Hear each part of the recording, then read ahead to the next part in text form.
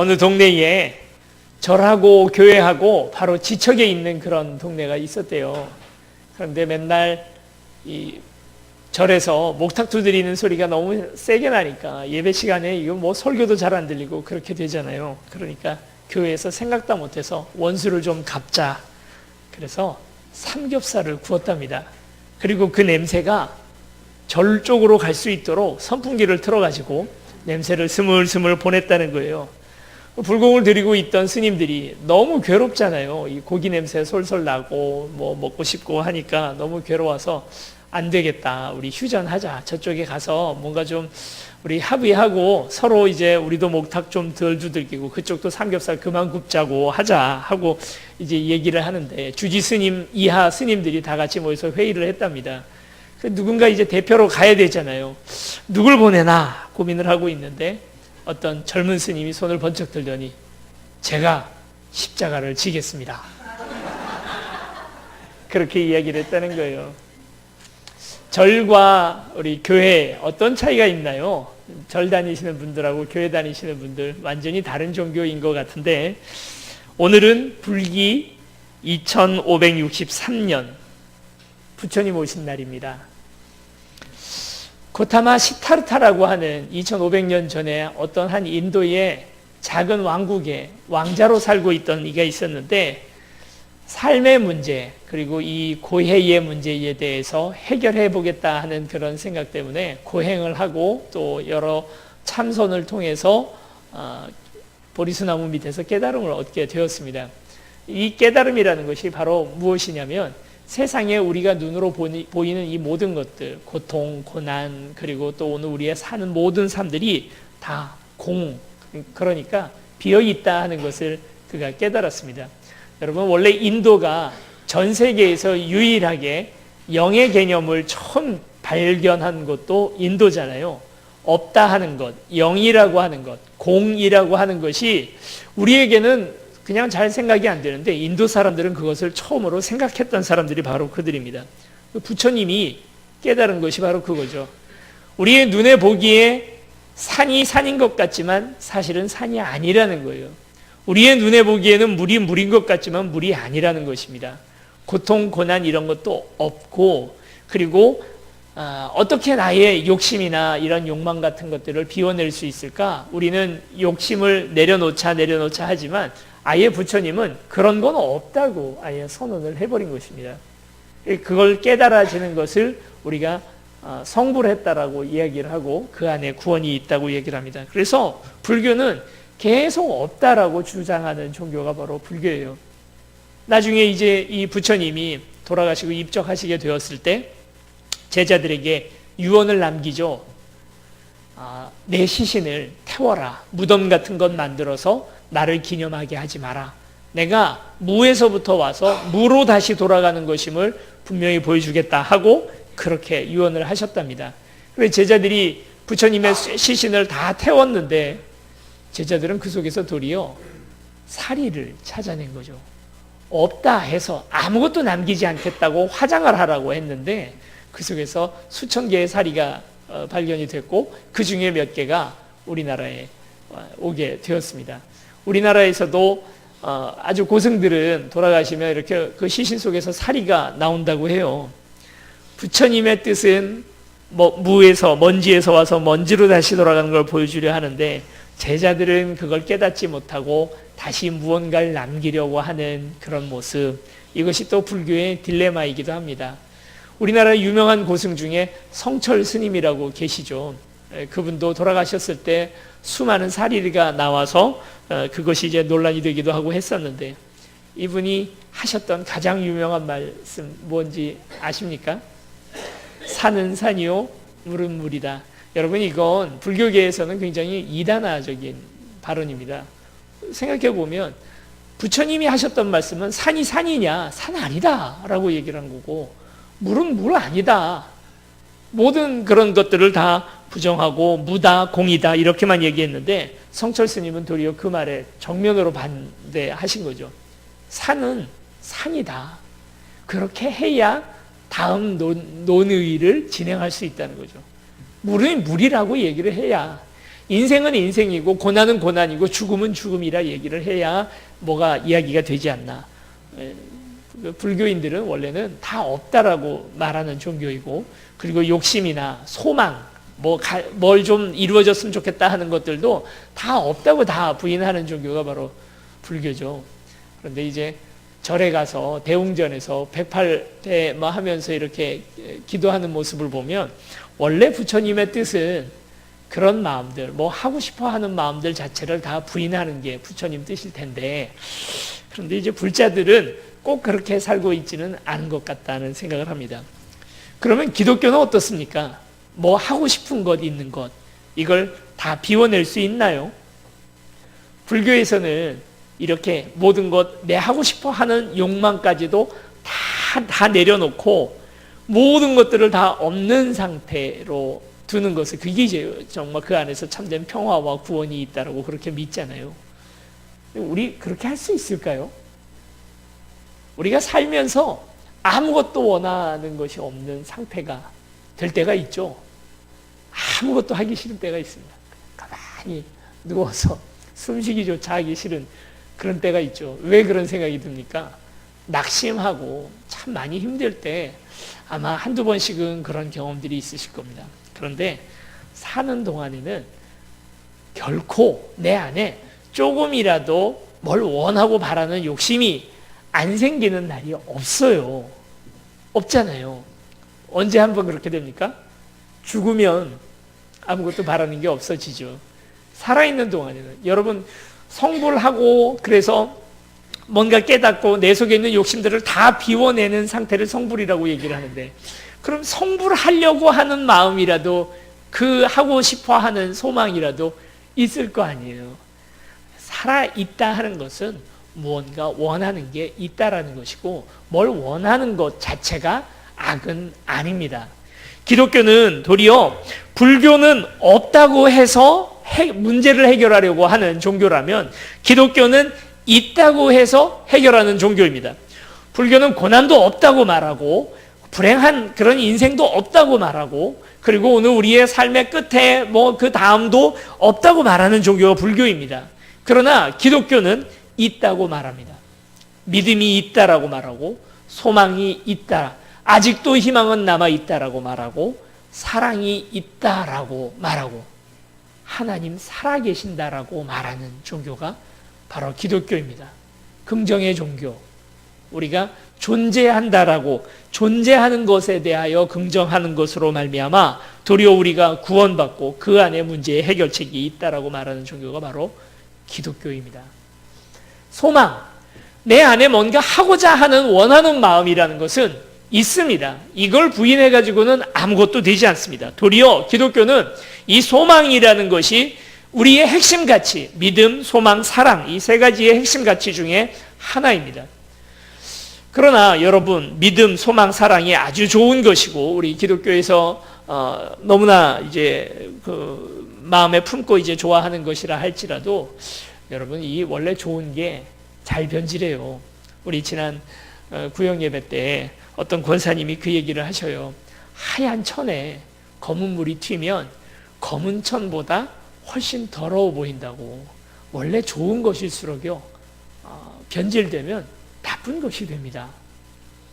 맛있는 음식일수록 썩으면 훨씬 더 냄새가 납니다. 맛없는 음식은 썩어도 별로 냄새도 잘 안 나요.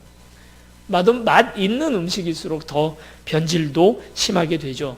믿음도 소망도 사랑도 변질되면 가장 추악한 것들이 됩니다. 믿음이 변질되면 어떻게 됩니까? 믿음은 광신이라고 하는 아주 무서운 것이 되고 말죠. 그 믿음의 대상이 잘못되면, 우리가 하나님을 믿어야 하는데 하나님 아닌 다른 것들을 믿게 되면 그것은 우상 숭배가 되고, 그리고 잘못된 믿음도 하나님과 소통하면서 하는 믿음이 아니라 나 혼자 나 자신을 쇠뇌시켜가면서 하는 믿음이 되어버리면 그건 믿음도 아니죠. 이단이 되고, 그리고 또 그런 이단은 차라리 믿지 않는 것이 나을 뻔했다 하는 그런 모습이 되고 맙니다.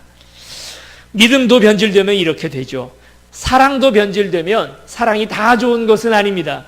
대상이 잘못되고 방법이 잘못되면. 내 나름 사랑한다고 하면서 하는 것이 폭력이고, 사랑한다고 하면서 하는 것이 또 불륜이 되고, 사랑도 변질되면, 대상이 잘못되고 잘못된 모습으로 나아가면 이것도 그냥 사랑하지 않는 게 낫다. 그런 모습이 되고 맙니다. 소망도요, 우리가 욕심이라고 부르는 것과 참된 하나님 안에서의 소망이라고 하는 것이 한 끗 차이라는 사실을 우리가 생각해 봐야 됩니다. 소망도 변질이 됩니다. 소망의 변질은 크게 두 가지로 우리가 나눠볼 수 있을 것입니다. 첫째는 뭘 바라느냐, 무엇을 꿈꾸고 그 대상이 무엇이냐 하는 것에 따라서 소망도 바뀌어 잘못될 수도 있죠. 옳지 못한 것을 바란다면 여러분 그건 잘못된 소망이죠. 여러분 기도 제목을 한번 생각해 보십시오. 어떤 기도를 여러분 하고 계십니까? 그 기도에 무엇을 바라고 하나님 앞에 구하고 계십니까? 이게 바른 것을, 옳은 것을 잘 바라야 합니다. 그런데 가끔 오늘 우리는 내가 뭘 바라고 있는지조차 모르고 하나님 앞에 기도하고 있는 경우들을 보게 됩니다. 하나님, 우리 아들 대학 가게 해주세요 하고 기도했단 말이죠. 원래는 진짜 바라는 건 뭡니까? 그냥 대학 가서 대학 졸업장 따고 스펙 좋아져가지고 좋은 회사 다니고 뭐 그걸 원하는 건 아니잖아요. 원래는 뭘 원했냐면 내 아들이 허비하지 않는 인생, 참 보람된 인생 살게 해주세요라는 원래 소망이었단 말이죠. 이걸 우리가 찾아야 돼요. 그 겉으로 보이는 소망이 아니라, 겉에 있는 1차원적인 모습이 아니라 그 속 깊숙이 본질적으로 내가 지금 구하고 있는 게 뭔지 그걸 여러분 찾아야 한다는 거죠. 하나님 건강하게 해주세요. 그냥 무조건 건강을 하나님 앞에 바라는 것이 아니라, 하나님 내게 기회와 시간을 더 허락하여 주시옵소서. 이 시간을 가지고 하나님 앞에 영광 돌리겠습니다. 우리가 하나님 앞에 하는 대다수의 기도들이 이처럼 원래 우리가 구해야 하는 본질의 모습들에서부터 벗어나서 바르지 못한 것들을 구하고 있는 경우들을 우리가 많이 보게 됩니다. 뭘 구하고 있는지, 뭘 달라고 해야 하는지 중요한 이유이죠. 두 번째는 이 소망, 누구에게 해달라고 해야 하는지가 중요합니다. 어떤 꼬마아이가 집에서 누구에게 밥을 달라 해야 합니까? 엄마 보고 밥 달라 해야 되겠죠. 그런데 옆집 초인종을 누르고 옆집 아줌마한테 밥 달라고 하면 뭐가 됩니까? 이렇게 하면 안 되잖아요. 그런 아이가 있다고 한번 여러분 상상을 해보십시오. 오늘 우리의 소망, 우리의 꿈, 우리의 비전은 누가 해결해 주십니까? 복은 누가 주시나요? 하나님이 주시는 거죠. 우리 이제 기복신앙 싫어하잖아요. 기복신앙의 사전적 의미를 좀 알아야 합니다. 기복신앙은 우리가 반드시 조심해야 하는 잘못된 신앙인데, 복을 하나님 보고 달라고 하는 것 자체가 다 잘못된 건 아닙니다. 하나님이 복 주시지 않으면 누구에게 복 달라 하겠습니까? 옆집 아줌마 보고 달라고 할 수는 없잖아요. 당연히 하나님 보고 복 달라 해야 되는데, 복은 하나님이 주시는 거니까. 기복신앙이라는 건 그게 아니고 목적 자체가 복인 거예요. 복 받기 위해서 하나님 믿는 그런 신앙을 우리가 기복신앙이라고 얘기를 하는 거죠. 만약에 우리 가정마다 다 있지 않나요? 그런 자녀들 집에 들어와서 밥만 먹고 나가요. 밥만 먹고 지방 들어가서 그냥 문 닫아 걸고 자고 다음날 아침 또 나갑니다. 그리고 집에 들어오긴 들어와요. 왜 들어옵니까? 밥 달라고 들어와요. 그런 자녀들이 있잖아요. 목적이 밥이에요. 가정 간에 우리 서로 사랑하고 소통하고 기뻐하는 그게 목적이 아니라 그저 밥 먹으려고 집에 들어오는 거예요. 똑같은 거죠. 신앙생활을 왜 합니까? 복 받으려고 합니까? 그게 아니죠. 하나님 사랑하고 우리를 사랑하시는 그 하나님 때문에 그게 너무 기쁘고 즐거워서 신앙생활 하다 보니까 그것 자체가 복이 되고 또 복을 받게 되는 일들이 우리에게 일어나는 거죠. 그런 의미에서 기복신앙은 문제가 있다. 그러나 반대로 그러면 복을 하나님 앞에 구하지 않고 다른 이에게 구하는 것은 잘하는 건가? 복은 하나님이 주시는 거잖아요. 하나님 앞에 구해야 되잖아요. 그런데 만약에 우리의 가지고 있는 소망을 하나님 앞에 올려드리지 않으면 어떻게 됩니까? 소망은 분명히 있거든요. 뭐가 좀 됐으면 좋겠다 하는 꿈도, 그런 소망도 오늘 우리 안에 분명히 있는데, 이걸 그냥 부처님 얘기하시는 것처럼 다 없다고 해버릴 수 없는데, 이 있는 소망을 하나님 앞에 올려드리지 않으면 반드시 다른 것에 가서 빌고 앉아 있는 거예요. 만약 6살짜리 꼬마 아이가, 유치원 다니는 아이가 엄마한테 와서 이렇게 말합니다. 엄마, 저 키우느라 그동안 고생 많으셨죠. 기저귀 갈고 기저귀 그동안 사고 하는데도 돈 많이 들었을 텐데 이제 제가 알아서 크겠습니다. 밥은 제가 알아서 먹을 테니까 이제 이렇게 힘든 거 하지 마셔요. 이렇게 6살이 철이 나서 이렇게 말한다면 여러분 걱정이 되시겠습니까? 아니면 기분이 좋으시겠습니까? 그 마냥 기분 좋지만은 않죠. 이게 뭔 소린가? 이 아이 지금 어디 가서 밥 먹고 있는 거예요? 6살짜리 아이가 라면도 못 끓일 텐데 분명히 어딘가 옆집 아줌마한테 가서 밥 얻어 먹고 앉아 있는 겁니다. 하나님한테 기도하지 않으면, 하나님 앞에 우리의 소원을 얘기하지 않으면 우린 뭔가 다른 것에게 이미 기대하고 있는 것입니다. 우린 이걸 뭐라고 부르냐면 우상숭배라고 말하는 거예요. 돈이 해줄 거라고 생각한다든지, 아니면 내가 아는 어떤 사람이 백이 되어 주어서 그 사람이 해줄 거라고 생각한다든지, 아니면 더 심각한 게 뭐냐면요, 내가 할 수 있을 거라고 나를 믿어버리는 거죠. 뭐 그냥 우리 하는 말로 나신교 신자가 되는 것이죠. 내가 신이라 생각을 하는 것입니다. 이런 것을 우리가 하나님께 구해야 할 것을 다른 존재에게 구하는 것을 우리가 우상숭배라고 합니다. 여러분, 그래서 우리의 소망은 욕심 자체가 문제가 아니라, 뭘 하고 싶어 하는 것 자체가 문제가 아니라 무엇을 바라느냐 하는 것, 그게 중요하고요. 또 하나는 누구에게 바라느냐 하는 것, 이 부분이 중요합니다. 오늘 성경 뭐라고 말합니까? 구하라. 우리 7절 말씀 같이 읽어보시죠. 시작. 구하라. 그리하면 너희에게 주실 것이요. 찾으라. 그리하면 찾아낼 것이요. 문을 두드리라. 그리하면 너희에게 열릴 것이다. 여러분, 구해도 된다 이렇게 말하지 않았습니다. 구해보면 어떻겠니? 하고 청유하지도 않았습니다. 오늘 이 구문 어문법상으로 뭐에 해당됩니까? 구하라. 명령법이죠. 구하면 좋고 안 구해도 괜찮다는 뜻이 아니라 구하라고 하는 명령이죠.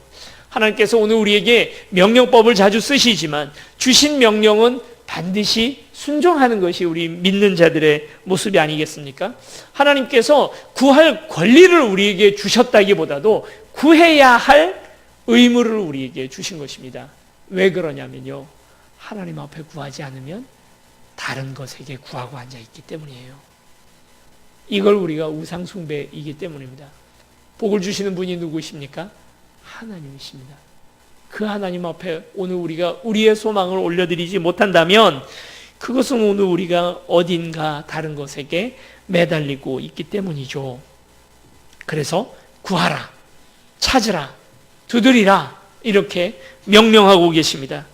오늘 우리 안에 가지고 있는 소망들, 기도의 제목들, 여러분, 기도하지 않는 사람들은 그래서 우상숭배의 길로 가고 있는지도 모릅니다. 내 스스로 그렇게 하지 않았는데, 나는 부처님 안 믿는데, 나는 우상 앞에다가 절한 적 없어도 그래도 오늘 우리의 삶의 태도 안에서 이미 우상숭배의 길로 가고 있는지도 모릅니다.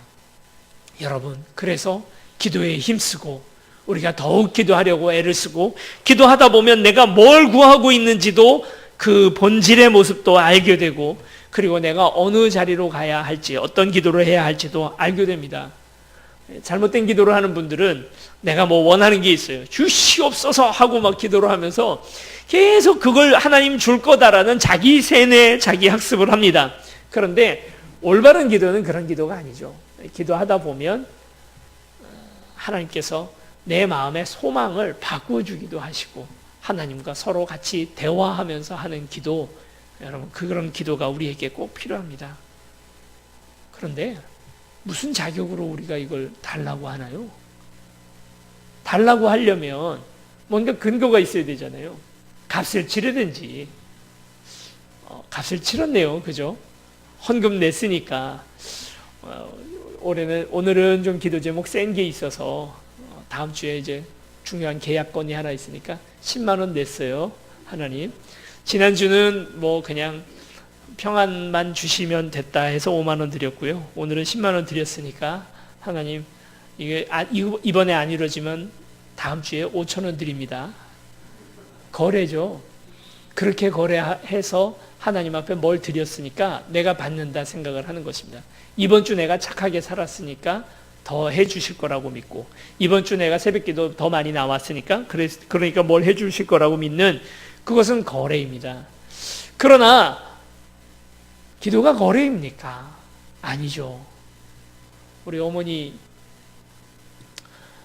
우리 그 어머니한테 와서 밥을 달라 할 때 엄마 소세지 반찬 한 번만 해주세요. 왜 그거 해달라고 하니? 먹고 싶어서요. 안마를 2시간 해드릴 테니까, 그러니까 소세지 반찬 꼭 해주세요. 똑같지 않습니까? 엄마는 아이에게 형편이 되는 대로 소세지 반찬을 해줍니다. 이유가 뭡니까? 얘가 100점 맞아와서입니까? 아니면 얘가 말을 잘 들어서입니까? 안마를 해주었기 때문입니까? 아니죠. 자녀니까죠. 그냥 너니까 해주는 거예요. 기도의 근거가 무엇입니까? 오늘 성경 말씀 11절 말씀을 우리 같이 한번 읽어보겠습니다. 시작. 너희가 악한 자라도 좋은 것으로 자식에게 줄 줄 알거든 하물며 하늘에 계신 너희 아버지께서 구하는 자에게 좋은 것으로 주시지 않겠느냐. 부모 자식 간에도 그냥 주는데, 이유 없이 너니까 그냥 주는데, 하나님 아버지께서는, 하늘에 계신 하나님 아버지께서는 더더군다나 그렇게 주지 않겠느냐 하고 이야기하는 거예요. 이것이 오늘 우리가 읽은 이 본문은 이 앞부분에 나오는 주기도문, 그 주님께 제자들이 물어봅니다. 어떻게 우리가 기도할 수 있겠습니까? 기도하는 것을 가르쳐 주세요 했더니 주님께서 주기도문을 가르쳐 주시고, 그리고 기도에 관한 쭉 여러 가지 설교하는 중에 오늘 이 본문이 들어있는 것입니다. 주기도문 어떻게 시작하죠? 하늘에 계신 우리 아버지요. 하나님께서 우리의 기도를 들어주시는 가장 중요한 근거는 그분이 우리의 아버지라는 사실입니다. 그분이 우리의 부모라는 사실입니다. 부모가 자녀에게 나쁜 걸 주겠습니까? 9절 10절 같이 읽어보겠습니다. 시작. 너희 중에 누가 아들이 떡을 달라 하는데 돌을 주며 생선을 달라 하는데 뱀을 줄 사람이 있겠느냐. 어떤 한 아이가 아주 못된 짓들을 많이 했습니다. 그런데 그걸 보고 부모가 만약에 아이고 잘했다 하고 말한다면 그건 부모 아니죠. 그렇죠. 가끔 때리기도 하고 혼내기도 합니다. 그러나 그것은 그 자녀를 위해서 우리가 하는 최선의 부모의 행동 아니겠습니까? 부모가 오늘 우리에게 주는 것은 좋은 것들을 줍니다. 하나님께서 오늘 우리에게 주시는 것도 좋은 것인 줄로 믿습니다. 하나님, 우리 아들 대학 가게 해주세요 하고 기도했습니다. 그랬는데 대학에 실패를 했어요. 여러분, 그러면 뭐라고 생각을 하냐면, 이 대학 실패한 것이 오늘 우리에게 하나님께서 주시는 고난이고 나쁜 것이다라고 생각을 할지 몰라도, 그러나 하나님 입장에서 생각해 보면 그게 뱀이겠느냐고요, 돌이겠느냐고요. 우린 하나님 앞에 떡을 달라 하는데 하나님께서 오늘 우리에게 당연히 좋은 것 주시지 않겠습니까? 그 일이 잘 되게 해달라 했는데 잘 안 됐다 하더라도 이 안 된 일이 결코 우리에게 나쁠 수 없는 일이라는 거죠. 고난도요, 우리에게 주시는 고난도 하나님이 뜻이 있으셔서 우리에게 주시는 고난입니다. 좋은 것입니다. 하나님 우리에게 주신 것이라면 좋은 것인 줄 믿습니다. 때로는 우린 건강을 달라 기도를 하지만 그 기도에 하나님께서 뭐라고 응답을 하십니까? 병으로 응답할 때가 있거든요. 그러면 우리 생각하기를, 하나님 어떻게 나한테 이러실 수 있어요? 내가 분명히 건강 달라 그러지 않았나요? 왜 나한테 병을 주셔요? 우리 이렇게 말할 수 있겠죠. 그러나 하나님께서 우리에게 주신 것이 병이라면 그 병이 좋은 것인 줄로 믿습니다. 그분이 우리의 아버지이시기 때문입니다. 우리의 아버지 되시는 하나님은 내가 나 자신을 사랑하는 것보다도 더욱 깊이 나를 사랑하십니다. 우리의 부모가 그 자녀를 사랑하는데, 그래서 그 자녀를 위하여 기도하는 것 아닙니까? 그런데 부모가 자녀를 사랑하는 사랑이 최고의 사랑이라고 생각을 하지만 사실은 그 자녀를 부모보다 더 사랑하는 존재가 있다는 것입니다. 하나님이 그러시다는 거죠. 하나님이 그를 그렇게 사랑하셔서 그를 위하여 가장 좋은 것을 주신 것입니다. 지금은 이해 못하죠. 지금은 그게 좋은 것 같지 않죠. 아니 빵 달라 그랬더니 왜 뱀을 줍니까? 하고 화가 나죠. 그런데 나중에 돌이켜보면 그것이 진짜 나에게 유익한 것이었다는 사실을 깨닫게 되는 날을 우리가 꼭 찾게 된다는 것입니다. 우리 자녀를 키우다 보면 하나님을 가장 잘 깊이 이해할 때가 바로 그것 아닙니까? 자녀 키우시면서 오늘 그 영광의 배지를 다 이렇게 하나 달으셨습니다. 부모로서 여러분이 받을 수 있는 영광은 카네이션 한 송이가 아니죠. 그보다 훨씬 가치 있는 것들을 우리가 받게 되는 것 아닙니까? 그게 바로 하나님 마음입니다. 여러분이 아마 다들 한마디씩은 해보셨을 텐데 자녀한테 던지는 최고의 저주가 뭔지 아세요? 저주 많이 하잖아요. 자녀들한테. 뭐라고 얘기를 합니까? 너도 너랑 똑같은 놈 낳아서 키워봐라. 최고의 저주죠. 그보다 더한 저주가 어디 있습니까? 하나님이 우리의 아버지시라면요, 하나님께서도 우리에게 그 말 하지 않을까요? 너도 너 같은 놈 낳아서 키워봐라. 우리 하나님 앞에 온전히 순종 못한다고요. 하나님 속 얼마나 썩여드립니까? 근데 그 똑같이 우리가 우리들 자녀 보면서 속 썩잖아요. 아, 하나님 마음이 이렇겠구나. 내가 나쁜 짓 하고 있을 때 우리 하나님 마음이 이랬겠구나. 그리고 그 자녀를 보면서 막 샘솟아 나는 그 사랑이요. 너무 예쁘고 너무 자랑스럽기도 하고 또 안타깝기도 한 그 마음. 우리 하나님이 날 보면서 그렇겠구나. 어버이날이라고 연락 한 통 안 오는 자녀를 보면서는 야, 내가 기도도 안 하고 그러면 하나님 마음이 이러시겠구나. 여러분 그 생각 들잖아요. 어떤 한 권사님이 자녀들에 대한 자녀가 연락이 잘 안 와가지고 고민을 하는 거예요. 구역 예배를 드리다가 우리끼리 이제 서로 숙제를 같이 내주면서 구역 예배를 드렸는데 이제 뭐 다 같이 집사님들 같이 이야기를 나누다가 혹시 뭐 전화도 안 하고 그러면 문자 한 통 한번 보내보라고. 그냥 너 생각나서 한번 문자 했다. 잘 살고 있냐? 너무 걱정하지 마라. 엄마 기도하고 있다. 하고 한번 문자 보내보시라고. 아유 부끄럽게 그런 거 안 해보고 뭐 이러시더니 결국 그 숙제를 하기로 하셨어요. 그리고 하셨대요. 구역 예배 중에. 그래서 그렇게 문자 한번 보내셨다는 거예요. 일주일 내내 아유 답도 안 와요. 맨날 그러시더니 며칠 전에 왔다고. 답장이 왔대요. 근데 그 문자 내용을 그래서 저한테 보내주셨어요. 그 문자 내용을 읽다가 눈물이 왈칵 나는 거예요. 아, 좋겠다. 엄마 있어서. 이분은 엄마 있어서 좋겠다. 저희 아이들이 애가 셋인데요. 가끔 말 안 들어요. 아니, 자주 말 안 들어요. 이 말 안 듣는 아이들 같이 키우다 보면 아이들 말 안 들 때 저는 이제 너도 네 같은 자식 한번 키워봐라. 이렇게 말 안 하고 이렇게 말합니다. 야, 그래도 좋겠다. 떼쓰고 짜증내고 투덜대도 그거 받아줄 엄마 아빠 있어서 넌 좋겠다. 아빠는 없어. 그렇게 얘기를 하면 아이들이 약간 겸연쩍어합니다. 하나님 아버지가 그래도 계시잖아요. 우리에게는. 하나님이 우리의 어버이날, 오늘은 부처님 오신 날이기도 하지만 어버이 주일이기도 합니다.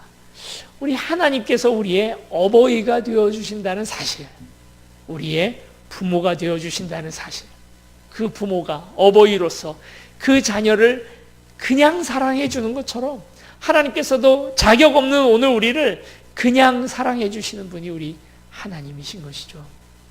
전북 부안에 어떤 한 중학생 아이가 초등학교 때 썼던 시가 있습니다. 노래로 만들었다고 하는데요. 그 노래를 한번 들어보시겠습니다. 사연이 있는 노래입니다. 어머니가 어렸을 때 유방암으로 세상을 뜨셨어요. 그래서 그 어머니를 추억하면서 썼던 시를 어떤 분이 보시고 읽으시고 마음에 뭉클함이 있어서 곡을 붙였어요. 한번 그 노래 한번 들어보시겠습니다.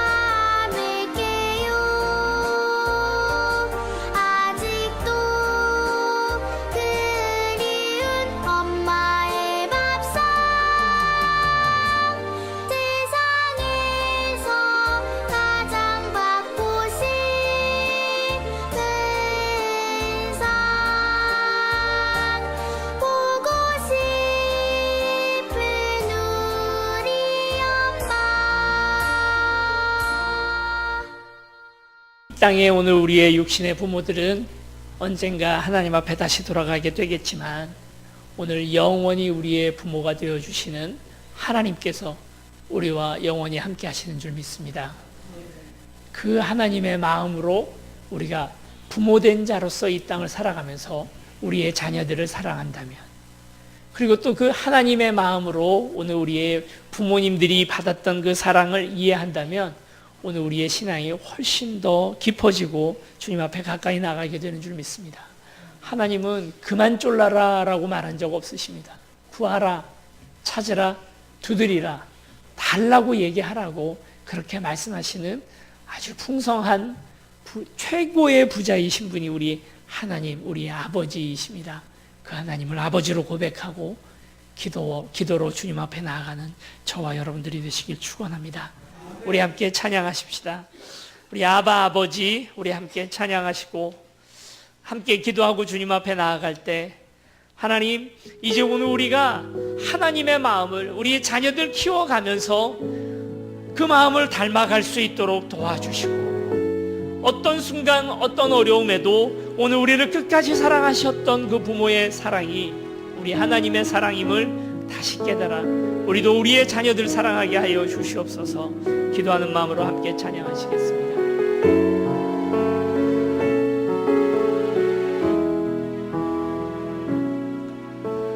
아바 아버지, 아바 아버지, 나를 안으시고 바라시는 아바 아버지, 아바 아버지, 아바 아버지, 나를 도우시고 힘주시는 아버지, 아바 아버지,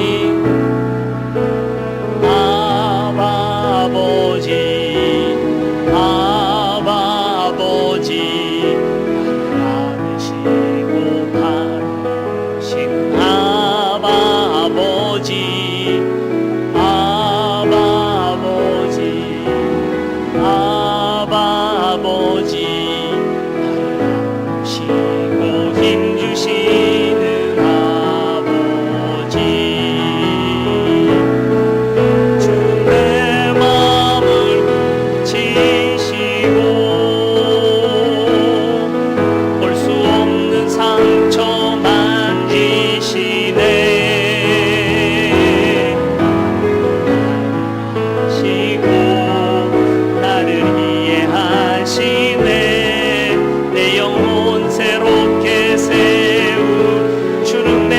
고치시고 주는 내 마음을 고치시고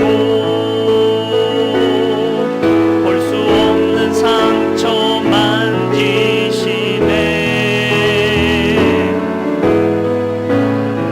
하시고 나를 이해하시네. 내 영혼 새롭게 세우시네. 이 시간 우리 함께 기도하고 주님 앞에 나아갑니다. 하나님, 주께서 구하라 말씀하시고 찾으라 말씀하시고 두드리라 말씀하시며 오늘 자격 없는 오늘 우리를 자녀 삼아 주셔서 주께 구하라 말씀하시는데 오늘 우리 기도하지 못합니다. 기도하지 않습니다.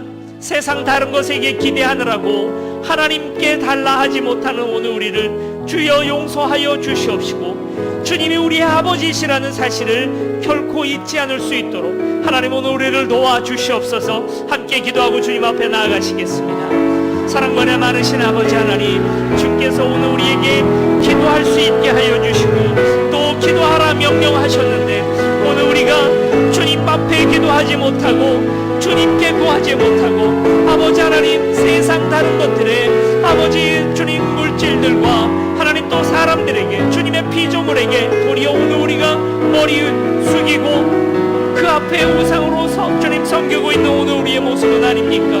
하나님 바라는 것이 있다는 것이 부끄러울 것이 아니고 하나님 그것이 변절되지 않기를 원하오니 바른 믿음, 바른 소망, 바른 사랑을 가지고 이 땅 살아가기에 아버지여 우리를 도와주시옵시고 이 소망 주께 있사오니 주님 앞에 올려드립니다. 아버지 하나님 오늘 우리가 바른 상대에게 온전히 소망을 하게 하여 주시고 주님 오늘 우리의 기도의 제목을 고쳐주시사 구해야 할 것을 구하는 하나님 오늘 우리 될 수 있도록 아버지 도우시고 우리와 함께하여 주시옵소서. 주님 도와주시옵소서. 우리의 육신의 부모님들 위해서 기도드립니다.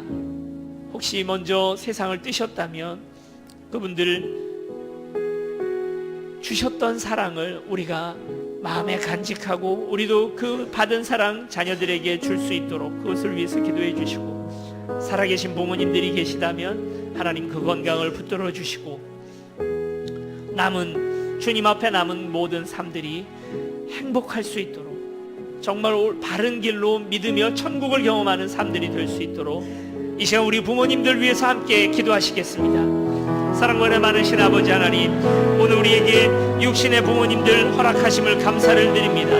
아버지, 오늘 이들에게 은혜를 허락하여 주셔서 건강을 주시고 하나님 자녀들을 바라보면서 인생의 즐거움과 행복이 있게 하여 주시고 남은 모든 삶들이 주님 앞에 기쁨과 즐거움들이 될 수 있도록 아버지 도와주시옵소서. 부족한 가운데 나왔사오나 주께서 오늘 우리를 자녀로 삼아주시니 감사합니다. 오늘 우리도 누군가의 자녀일진데 아버지 하나님, 그 부모님들 우리 하나님을 섬기듯이 섬기게 하여 주시고 사랑하게 하여 주시옵시고 아버지, 그들을 통하여 하나님 나라 더 확장되는 것 보게 하여 주시옵소서. 우리 마지막으로 기도할 때 하나님으로부터 받았던 사랑을 오늘 우리가 우리의 자녀들에게 내어주기를 원합니다. 하나님 아버지가 오늘 우리에게 모든 것들 좋은 것으로 주시는 분이시라면 오늘 우리도 우리의 자녀들에게 그런 부모 되게, 하나님 닮은 부모 되게 하여 주시옵소서. 함께 기도하시겠습니다. 아버지 하나님, 오늘 우리의 자녀들 하나님 아직 갈 길 몰라 방황하며 주님 이때의 철을 알지 못하여 하나님 힘들어하고 있는 오늘 우리의 자녀들 위하여 여러 가지 기도합니다. 주께서 오늘 우리를 향하여 애달파 하시던 그 심정으로 하나님, 주께서 오늘도 우리를 그렇게 마음 아파하시며 바라보고 계시는 줄 믿습니다. 아버지 도우시고 함께하여 주셔서 우리의 자녀들 하나님의 마음 가지고 품고 나아갈 수 있도록 아버지 도우시고 함께하여 주시옵소서. 사랑과 은혜 많으신 아버지 하나님, 감사합니다. 주께서 오늘 우리를 자녀 삼아주시고 우리의 아버지가 되어 주셔서 육신의 부모는 언젠가 주님 오늘 우리 곁을 떠날지라도 주님 오늘 우리 하늘에 계시는 아버지께서는 영원히 우리와 함께 하시는 분이신 줄로 믿습니다.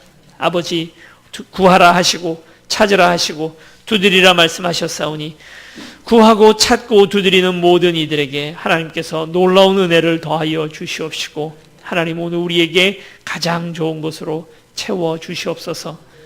하나님, 오늘 우리가 우리의 부모님들을 하나님처럼 여기고 주님 그 받은 사랑을 갚아 나아갈 수 있도록 도와주시고 특별히 오늘 우리의 자녀들에게 우리 하나님같이 그들을 사랑하고 주님 그들에게 가장 좋은 것을 주는 부모들이 되게 하여 주시옵소서.